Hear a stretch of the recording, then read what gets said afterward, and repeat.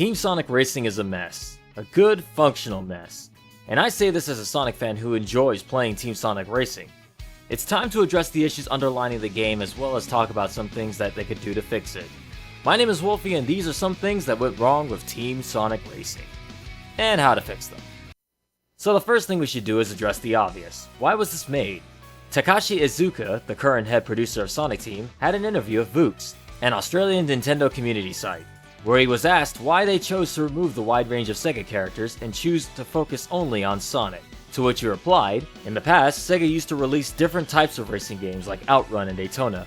For Team Sonic Racing we took a similar approach where we wanted to make a new type of racer instead of an all-star game. We are hopeful that people will enjoy the new team racing concept in Team Sonic Racing and enjoy the ability to explore the wider Sonic universe on new tracks and race as characters like Big the Cat and Chow. The ability to explore the wider Sonic universe. Remember this quote, as it will be brought up later. The unfortunate truth is, no matter how well this game came out, it was always going to be compared to the likes of its predecessor, Sonic and All-Stars Racing Transformed, Nintendo's Mario Kart 8 Deluxe, and its ever-looming direct competitor, Crash Team Racing Nitro Fuel. And while it's not fair to compare Team Sonic Racing to a game that's on its 8th entry, or a full-budget complete remake of 3 kart games, it is an unfortunate situation that is all but avoidable here. And of all the things I'm about to mention, the main issue this game faces is its obvious lack of budget. Which sucks because it feels like the whole thought process behind this game was, we want a team racing game, but we really don't want to pay for it. But hey, if we slap Sonic on it, it'll sell, right? Size does matter. Comparing roster sizes of all the big kart racers right now, it's easy to see why Team Sonic Racing seems lacking. The original Mario Kart 8 release on Wii U released of around 30 characters. Mario Kart 8 Deluxe added 12 characters when it was ported to the Switch. All-Stars Racing Transformed had 23 characters available on console, and rounded out around 31 characters on the PC, after various updates and DLC. Crash Team Racing currently has 30 characters, with the promise of more added later via updates and Grand Prix events, which leaves Team Sonic Racing at a measly 15 at the time of this recording. Even as a new entry in a new kart racing game, the roster size is considerably small. It's even worse when you look way back and see that Sonic Riders had one more character than Team Sonic Racing, and I'm talking about the original Riders, which released in 2006. It's really strange that this game seems so much smaller in scope than it should have been, especially as a 2019 launch. To top that off, there are so many strange choices with the actual roster as well. Why is Cream replaced by a bunch of Chow and Team Rose? Where's the rest of the Chaotix? Why is Infinite, the most recent villain from a mainline Sonic title, missing in action? And why is Zavik still here? While most fans probably won't mind their absence, it still comes off as weird when Cream, Espio, and Charmy, who are core parts of their respective teams, aren't there racing with them. And for a game that focuses so much on the team aspect, you'd think they'd at least get that part right when pairing them off. I once again bring up the quote from the interview mentioned earlier, the ability to explore the wider Sonic universe. This roster isn't showing much of that so-called universe. In fact, most of these character choices are so safe, even casual Sonic fans are scratching their heads at these picks. This is the one time we could possibly go out of the way to include some really odd and fun picks from various Sonic titles. Where's the love for Styx, who's been an official Sonic Boom rep in games like Mario and Sonic at the Olympics, as well as being officially recognized as a significant addition to the Sonic Boom universe, and the Sonic franchise by Sonic Team themselves? How about more teams like Chaos Zero, Tikal, and Chow? Maybe for Adventure era reps? They were playable on the battle mode on Adventure 2. Team Babylon from Sonic Riders is a group built around racing. Even if they are only familiar with Extreme Gear, I highly doubt they would miss the opportunity to race, especially if a cash prize was involved.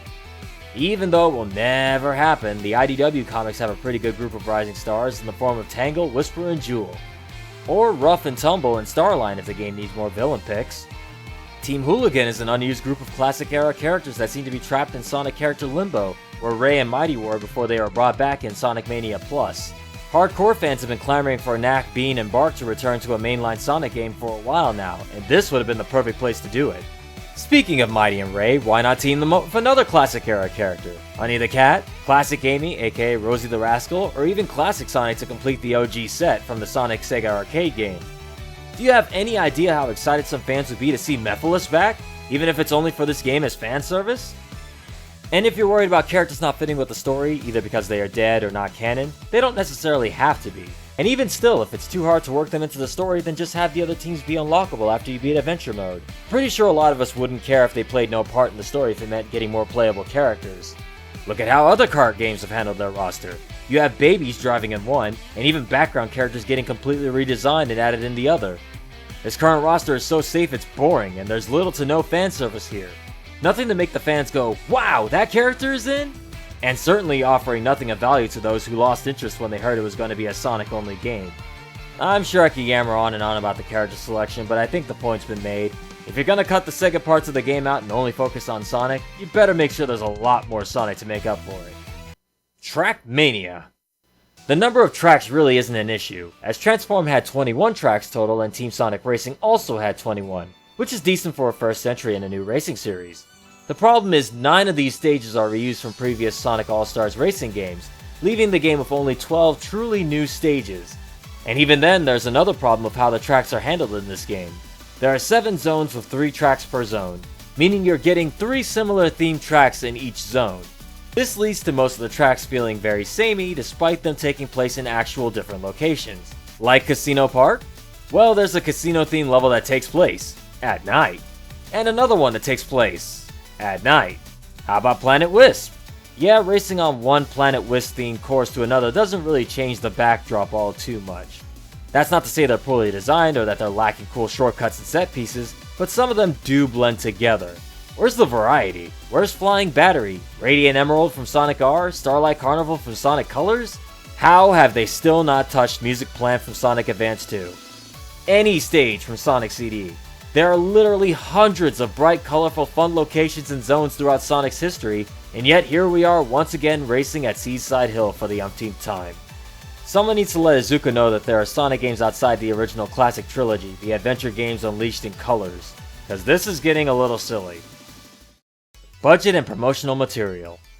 Do you guys remember all the promotional material for this game? Yeah, me neither. I mean, there was a trailer here and there, but then the game got delayed and there was this long period of silence and it kind of left the general public's mind for a bit. Hell, I think we have more videos promoting the soundtrack than we do of any actually showing gameplay.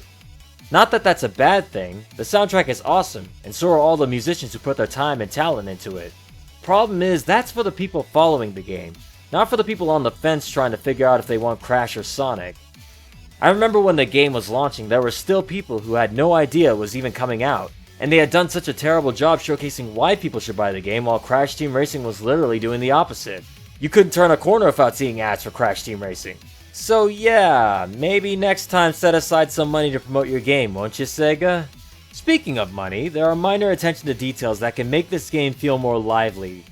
Again, I'll draw a comparison to Crash Team Racing. Notice how animated the characters are when you're driving, or after you win a race. Just look at them.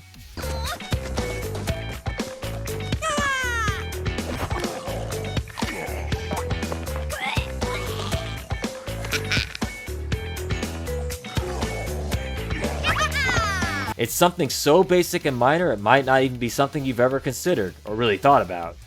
You know what they do in Team Sonic Racing? Yes. Good job, guys. They kinda just sit and drive. Then you get a portrait of the character complete with a voice clip. It's not much, but again, there are just small things that can be done here and there to make the game feel a little bit more lively. The online. Let me play with my friends online, please. Let me join random online lobbies with them and vice versa. The whole point of the game is the team mechanic, and yet I can't play it together with my friends? For that matter, fix the collision detection. As much as I enjoy jumping through time and space when I touch another racer, it makes it less fun when it happens so frequently.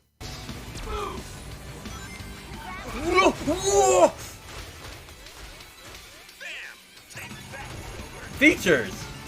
Oh yeah, we got highlights for days here. Crash Team Racing had an update within a day to fix most of its online issues, as well as planned updates and ongoing events to keep the game fresh. At the time of this recording, it's been almost 2 months of radio silence as far as updates and fixes go for Team Sonic Racing. Besides one stray comment mentioned in an official stream on the Sonic channel, the game has been dead since the first day, but man, this is a bad look. Especially considering you can still find a couple of people still playing Transformed on PC. As for the single player, can we please mix and match our teammates? It'd be fun to play a team of your favorite characters instead of being forced to use the default every time when you're going back to beat challenges. And one more thing, let me use Team Eggman in adventure mode. What if I want to play Metal Sonic during those ring and drift challenges? This game needs double the roster, more new tracks and locations, and a way better online system. And some minor tweaks to the single player to make it an awesome game. After all is said and done, this game could have been much more, but there are too many things holding it back. And with the lack of communication from Sega or Sumo, and no planned updates or DLC in sight, I think it's safe to say a lot of us feel extremely let down by the game. What was the plan to keep this game alive? This game cut out a lot of Sega characters and didn't even have enough Sonic stuff to make up for the lack of cut content and fan service. Maybe the sequel will get it right, if there ever is one. And that's all there is to say on that matter. What do you guys think? Is it too late to save this game, or should they cut all their ties and try to make another one? What would you guys like to see in this game that I may have missed in this video? Let me know in the comments below, hit that like button, and don't forget to subscribe to Werewolf Wolfie for more videos like this one if you haven't already. This video is sponsored by my patron, Hedge. Thank you so much for the support. If you guys would like to support the channel and become a patron, go to patreon.com/werewolfwolfie. A link is in the description of the video below, or it should pop up on the actual video. Thanks again, guys. For now, that's going to be it for me, guys. I will see you all in the next video, so stay tuned.